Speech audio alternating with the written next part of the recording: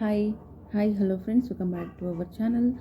ವಸುದೇವ ಕುಟುಂಬ ಧಾರಾವಾಹಿಯ ಒಂದು super duper ಸಂಚಿಕೆ ನೋಡ್ಕೊಂಬರೋಣ. ಸಂಚಿಕೆ ಆರಂಭದಲ್ಲಿ ಏನಾಗುತ್ತೆ ಅಂತಂದರೆ, ಇಲ್ಲಿ ಸ್ವಾತಿಯವರ ಮನೆನ ನಮ್ಮ ಪಶುಪತಿಯವರು ನನ್ನ ಸೊತ್ತು ಅಂತ ಹೇಳ್ತಾ ಇದ್ದಾರೆ. ಪಾಪ ಅವ್ರ ತಂದೆಯವರು ತುಂಬ ಪ್ರೀತಿಯಿಂದ ಹೆಂಡತಿ ಮಕ್ಕಳಿಗೋಸ್ಕರ ಮನೆನ ಕಟ್ಟಿರ್ತಾರೆ.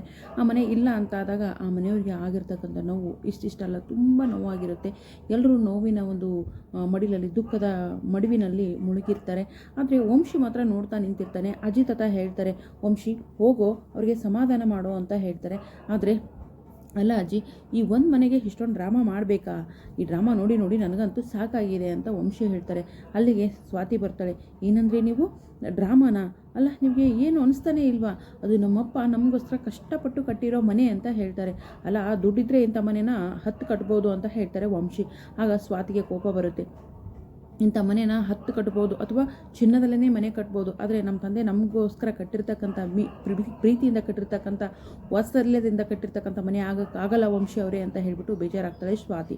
ಅಲ್ಲಿ ಮನೆಯವರೆಲ್ಲ ಅಳ್ತಾ ಇರ್ತಾರೆ. ಅವ್ರ ತಾಯಿ, ಈ ಮನೆಗೋಸ್ಕರ ನಿಮ್ಮ ಮಗ ಎಷ್ಟೊಂದು ಕಷ್ಟಪಟ್ಟಿದ್ದಾರೆ ಅತ್ತೆ, ನಾವು ಇದನ್ನೆಲ್ಲ ಬಿಟ್ಟು ಹೋಗ್ಬೇಕಾತ್ತೆ ಅಂತ ಹೇಳಿ ಕಣ್ಣೀರು ಹಾಕ್ತಾ ಇರ್ತಾರೆ. ಆಗ ಸ್ವಾತಿ ಹೇಳ್ತಾಳೆ, ಅಮ್ಮ, ಈ ಬರೋ ಜಾತ್ರೆ ಒಳಗಡೆ ಈ ಮನೆ ನಮ್ದಾಗುತ್ತೆ ಅಂದಾಗ ಸುಮ್ಮನೆ ಆಸೆನ ಹುಟ್ಟಿಸ್ಬೇಡ ಸ್ವಾತಿ ಅಂತ ಅವ್ರ ಅಕ್ಕ ಕೂಡ ಹೇಳ್ತಾಳೆ. ಆದರೆ ಸ್ವಾತಿ ಹಾಗೆ ಕಂದ್ಲು. ಆ ಮನೆನ ಬರೋ ಜಾತ್ರೆ ಒಳಗಡೆ ಬಿಡಿಸ್ಕೊತಾಳ. ಅವಳ ಪ್ಲ್ಯಾನ್ ಏನು ಅನ್ನೋದನ್ನು ನೋಡೋಣ. ಈ ಕಡೆ ಅವ್ರಿಗೆ ಇರೋಕ್ಕೆ ನೆಲೆ ಇಲ್ಲ, ಏನು ಮಾಡಬೇಕು ಅಂತ ಒದ್ದಾಡ್ತಿರ್ತಾರೆ. ಜೊತೆಗೆ ಕುಮಾರನ ಮನೆಗೆ ಹೋಗ್ತಾರೆ. ಕುಮಾರನ ಮನೆಗೆ ಹೋದಾಗ ಅವ್ರ ತಂಗಿ ಇದ್ದವರು ಬಾಯಿಗೆ ಬಂದಂಗೆ ಬೈತಾರೆ.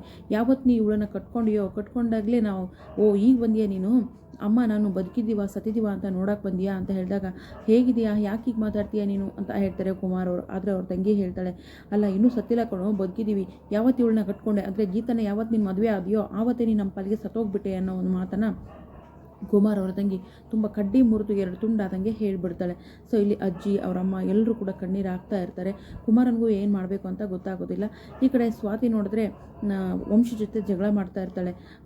ಓಯ್, ನೀನು ನನಗೆ ಬರ್ತೀಯಾ ಅಥವಾ ಇಲ್ಲೇ ನಿಂತ್ಕೋತೀಯಾ? ನನಗೇನು ಸಮಸ್ಯೆ ಇಲ್ಲ, ನಿಂತ್ಕೊತೀನಿ ಅಂದರೆ ನಿಂತ್ಕೋಬೋದು, ನಾನು ನೋಡ್ತೀನಿ. ಬೆಳಿಗ್ಗೆಯಿಂದ ಅಲ್ಲಿಂದ ಇಲ್ಲಿಗೆ, ಇಲ್ಲಿಂದ ಇಲ್ಲಿಗೆ, ಅಲ್ಲಿಂದ ಅಲ್ಲಿಗೆ ಒಳ್ಳೆ ಡ್ರೈವರ್ ಥರ ಕೆಲಸ ಮಾಡಿದ್ದೀನಿ. ಇನ್ನು ಮುಂದೆ ನನಗಾಗಲ್ಲ. ಬರ್ತೀನಿ ಅಂದರೆ ಕರ್ಕೊಂಡು ಹೋಗ್ತೀನಿ, ಇಲ್ಲ ಅಂದರೆ ಇಲ್ಲೇ ಬಿದ್ಕೊಂಡಿರು ಅಂತ ಹೇಳ್ತಾರೆ. ಕೋಪ ಬರುತ್ತೆ ಸಿಕ್ಕಾಪಟ್ಟೆ ಸ್ವಾತಿಗೆ.